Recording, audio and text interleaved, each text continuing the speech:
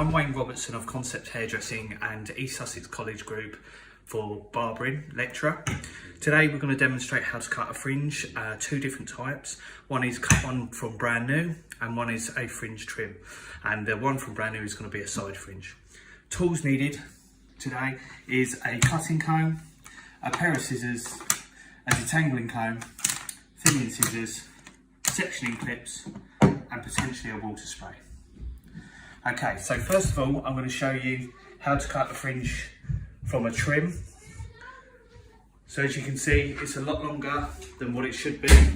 It's well grown out and we're going to cut it in two stages. So first of all, if you look at the section, we've taken a centre parting, nice, neat, accurate section right the way through. What we're going to do, we're going to split this into two. So we're going to come along, we're going to take half of the section, bringing it down, getting prepared to cut that. We're going to cut it dry as well, which it's personal preference, but for me it leaves less error, movement for error.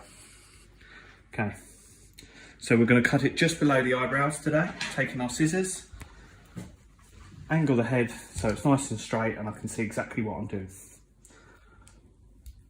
So we don't pull it out, we pull it straight down to create no graduation, leaving it a little bit longer because I can always come back in and recut it. Okay, as I said, just below the eyebrows.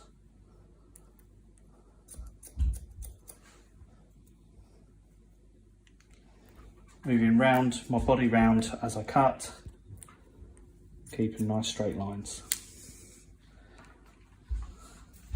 Don't forget, you can always go in, take more off, but once it's gone, you can't rectify that, so make sure you leave space.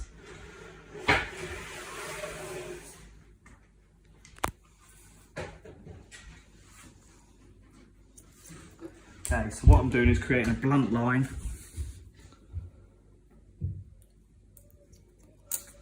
Okay, that will form my guideline. Take the next section down and cut that in via the guideline.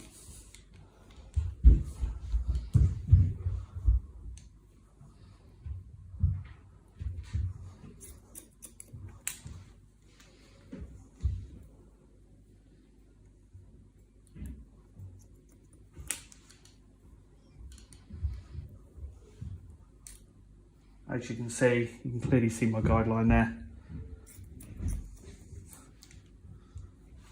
Moving round as I trim to the sides. Making sure the head's up. Checking my levels. Make sure they're accurate.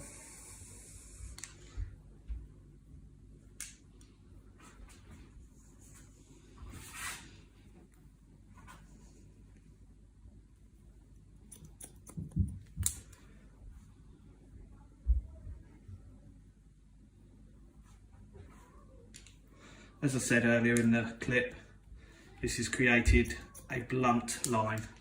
So now I'm just going to go through and put a slight layer through the fringe, which will just make it look a little bit more textured.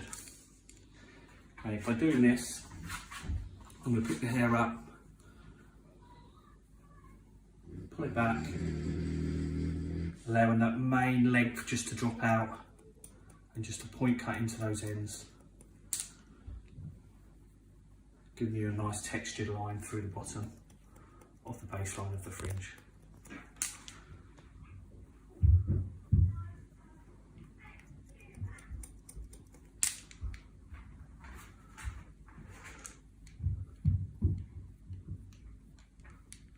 And come round and double check for any loose hairs and just potentially freehand cut.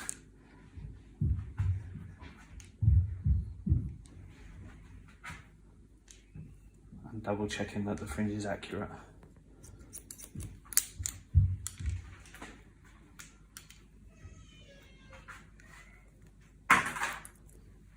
And then we have a nice neat fringe with a bit of texture.